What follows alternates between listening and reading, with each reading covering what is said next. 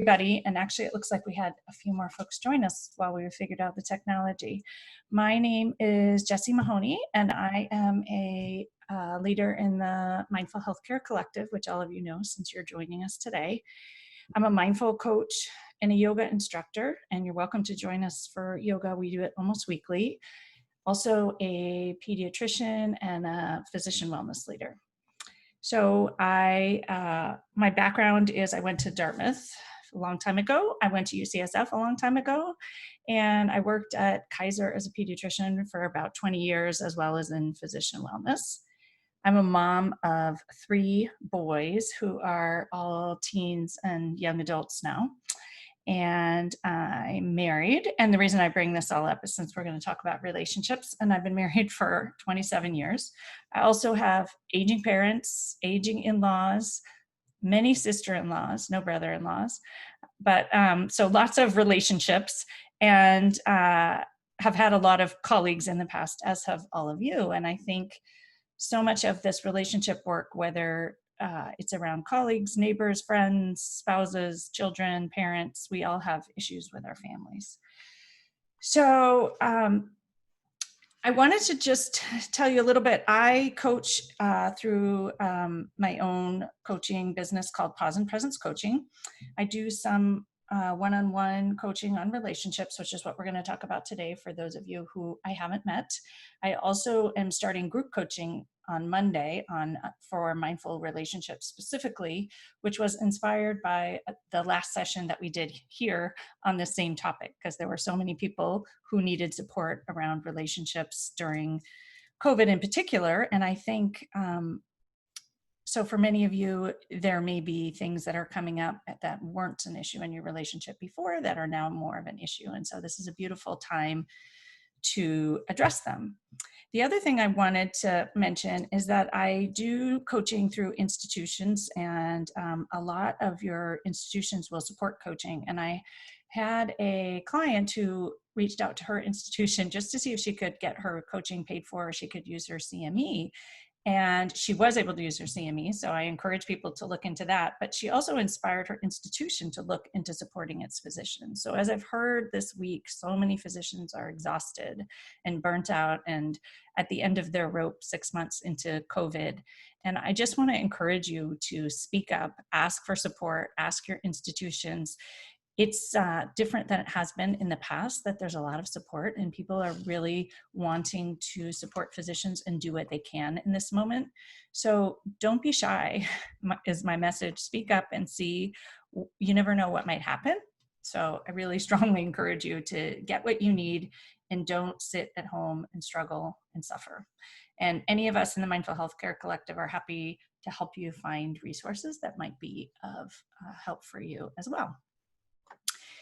So I wanted to start tonight by reading a passage out of Together that pertains to relationships, one to inspire our discussion on Saturday, but also because it inspired me as I was thinking about this session. So he says, our greatest moments of joy involve other people. The great challenge facing us today is how to build a people-centered life and a people-centered world.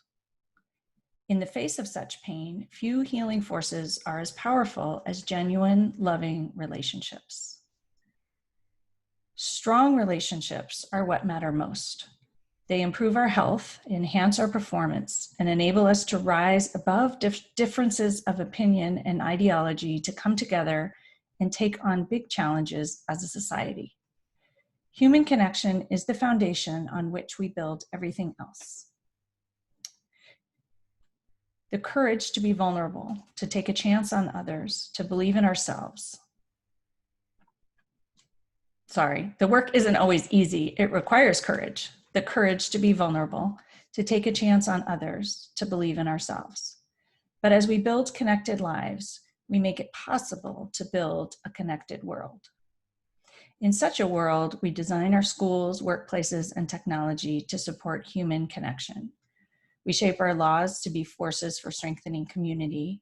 We treat kindness and compassion as sacred values that are reflected in our culture and in our politics. So that seems tremendously appropriate for where we find ourselves today.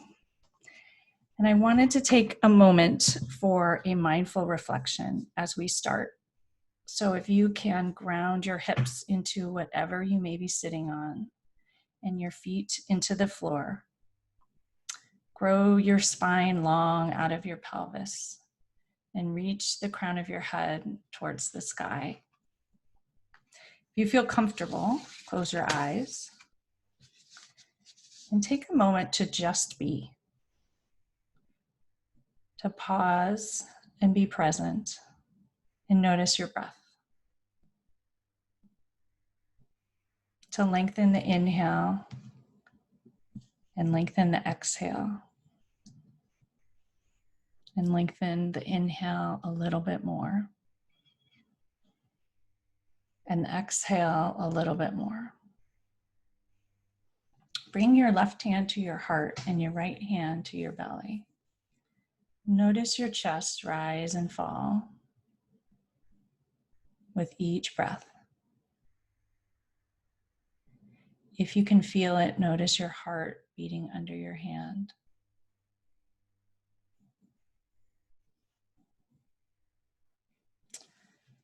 And today I wanted to offer a mindful reflection on acceptance and intention. Acceptance.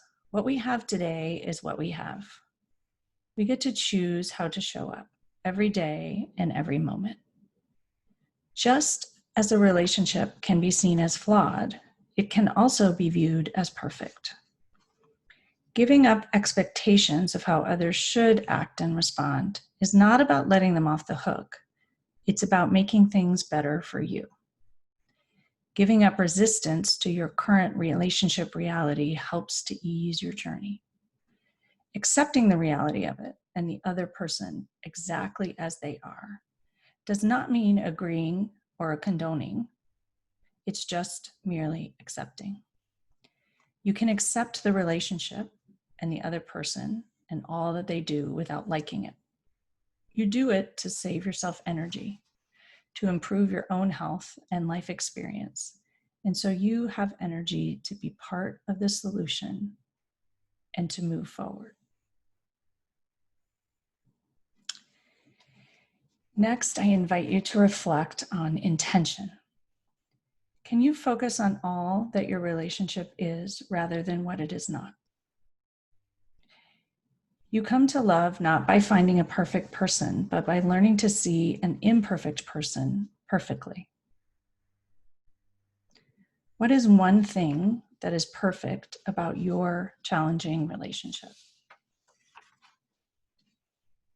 What is one thing about this relationship that you would not change? How can you show up for this relationship with love? Life and love are not about waiting for the storm to pass, but about learning to dance in the rain. Can you show up for this relationship, dancing in the rain, with kindness, curiosity, and without judgment? Can you show up with compassion for yourself and compassion for them? What would compassion do? What would love do? Can you let criticism go of what's not going right and instead choose to dance in the rain?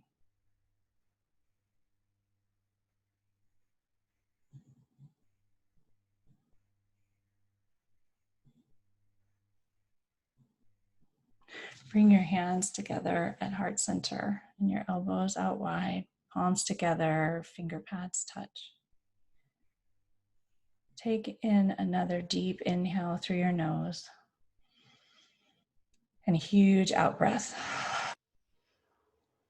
Another deep inhale and a big out breath.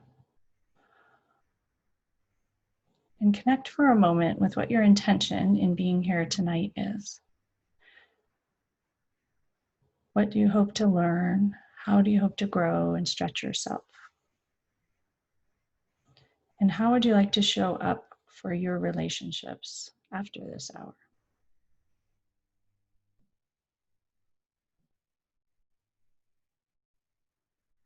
Slowly bring your hands back to your thighs and gently open your eyes, allow the light back in. And take a moment just to rejoin our Zoom room.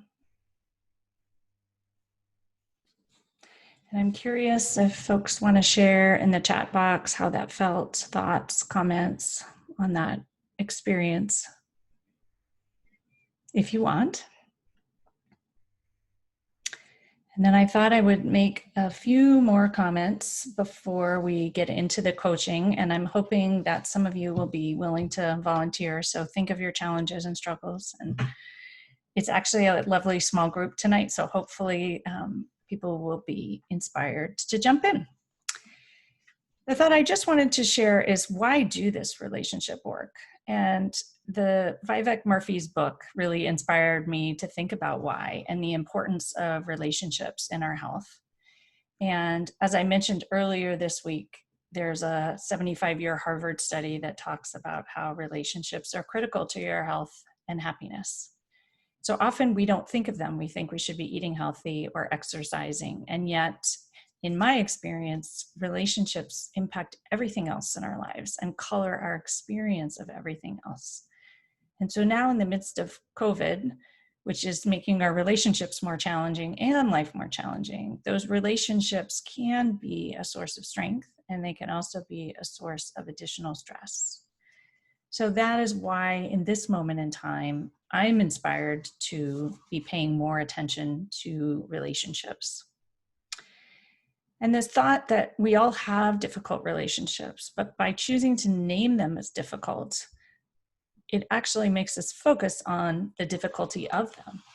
And so what if we chose not to call them difficult? What if they just were relationships? What if we decided that they weren't difficult? And this thought has come up for me about a month and a half ago. A friend was asking me about what made an amazing relationship.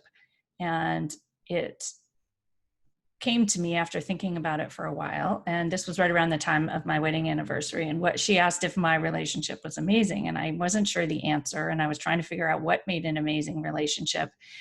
And what I realized was this idea that when you decide it's amazing, it's much more amazing. And you start to notice all the amazing things. And that would be my thought around relationships. And the thought in the mindful reflection is, what is amazing and what is working? And when we focus on that, it changes our experience dramatically. And it certainly changed mine. And I was actually really inspired by how much it changed it. I knew the concept, but practicing it for a week was really inspiring. And so I encourage you to try that and to notice maybe what you don't have to fix and what you don't have to change. And for so many of us, we wanted these relationships. We wanted these toddlers. We wanted these spouses. We wanted lives that we have now, and yet now we want something else. So spending a little bit of time wanting what you have is one of the concepts that I think is really powerful in relationships.